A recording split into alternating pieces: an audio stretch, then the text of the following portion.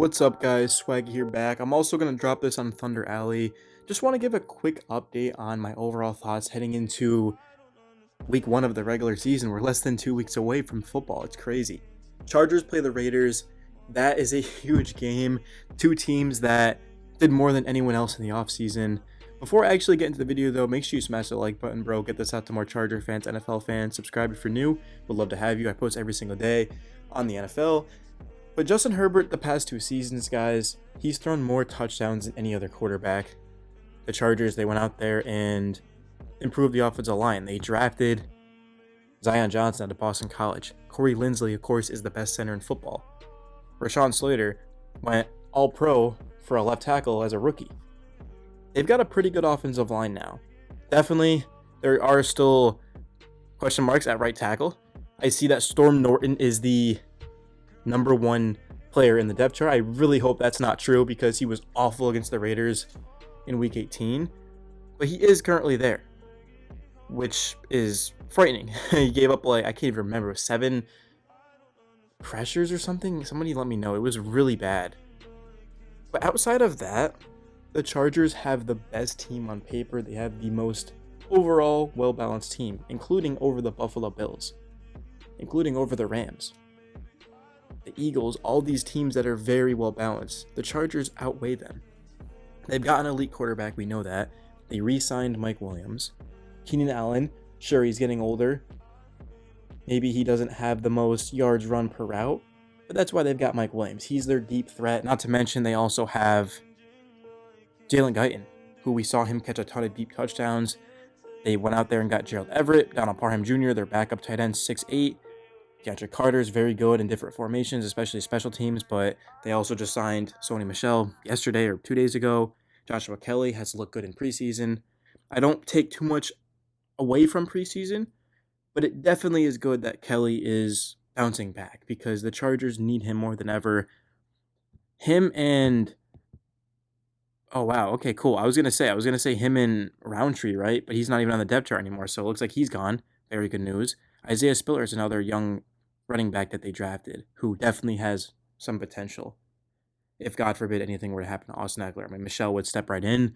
Spiller and Kelly would definitely get work too, but there's just a lot of bodies to keep track of on this team. But even though the offense is lethal, where the Chargers stand out, despite everything I just said, is the defense. I mean, they've got Sebastian Joseph Day and Austin Johnson, who they brought in. Remember, the Chargers were horrendous against the run last season. They were always good in the past, but they couldn't stop the run, so they had to basically scheme for it, and they weren't able to run the defense that they wanted to because of that. Well, that won't be an issue anymore because they brought in some of the best run stoppers in the league. They're going to clog the middle.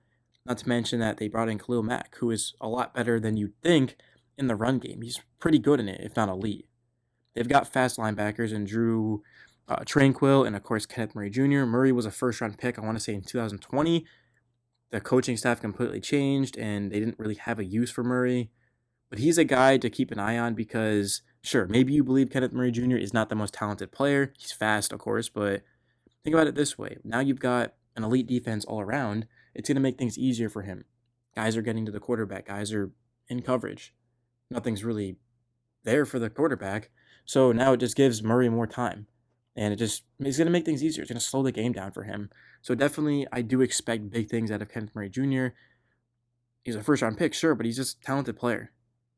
Troy Reader as well is another veteran that they brought in. They brought in Calvin Noy as well. Actually, I can't exactly remember if they brought in Reader or if I know they brought in Calvin Noy, who I want to say is one of the best coverage linebackers in football. I remember this was probably 2 months ago that I read that, or a month ago plus, but they've got a very stacked defense. Michael Davis is solid. He's like a back-end corner for them, though. They do have the best safety group in football in Azir Adderley and Derwin James. I mean, give or take. I'm saying this all the top of my head. I didn't look into this. Just telling you guys how I feel. I feel like the Chargers have the best overall balanced team in football. And even on my Packers channel, go look at it, Daily Packers. I made a power rankings video, and I said the Chargers have the best overall roster in football. But I'm not picking the Chargers to win the AFC West just because the Chiefs have 6 years in a row. And I'm not betting against Patty Mahomes. Do I think the Chargers are better than the Chiefs on paper? Absolutely, I do. But I'm not betting against Andy Reid. I just can't do it. And the Chiefs honestly have had an underrated offseason as well, but This division will be the Chiefs to lose, but I do actually believe more in the Chargers just because of their defense. Like the Chiefs' defense, it's not mediocre. It's definitely not. I wouldn't say it's like great. It's pretty solid. Like it's definitely you can win the Chiefs can win the Super Bowl, sure, with that defense.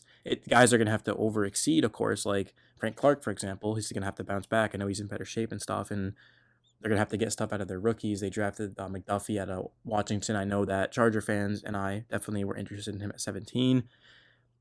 Yeah, I mean, the Chiefs did lose a lot of names. Reek, they lost Honey Badger. Justin Reed sure was good, but there's a lot of question marks for the Chiefs. Are there any question marks for the Chargers? No. Sure, you could say that the Chargers will choke. Yeah, sure. Yeah, Justin Herbert will definitely. Justin Herbert's not going to choke. Nobody wants to play Justin Herbert. Not to mention that the Chiefs actually the past couple of years have played the Chargers have played the Chiefs very well. Herbert beat them a couple of years ago twice, and obviously last season there was that crazy overtime game, but the Chiefs beat them as well. So really I'm not gonna say the only threat to the Chiefs is the Chargers. Like the Raiders and Broncos are good, but I do think the Chargers just the fact that they can get into shootouts, but like how many teams in this division can win a game because of their defense? I don't think any. I don't think the Raiders will win games because of their defense. The Broncos sure as hell are not.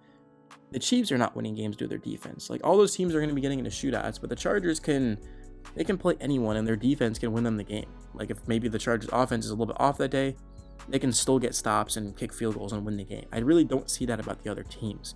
So outside of that, like you bring in JC Jackson, Derwin James gets paid. It was an overall A off season.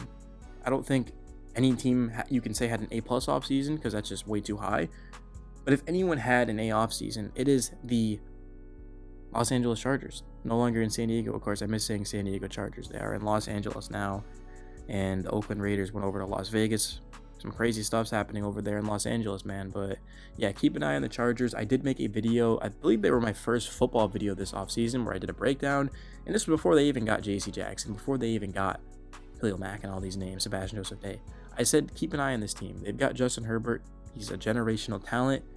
He's an elite quarterback. He will probably lead the league in passing yards. And I do wish I had him in fantasy. I have Jalen Hurts in my money league. Which, I mean, Jalen Hurts, I'm looking at second in rushing behind Lamar Jackson last season. Like, that's not an issue having Jalen Hurts, but Justin Herbert's going to put up just some video game-like numbers, man. And it's going to lead to winning, which is more important. Jalen Hurts will put up some numbers, but will it lead to winning? That's a huge question. There's no question marks for Justin Herbert. The only question for the Chargers is the offensive line and health. If those things can come to fruition, I mean, we're looking at a team that is going to be making a deep playoff run. It's your boy Swaggy. Also find me over at Thunder Alley. I'll see you guys in the next one.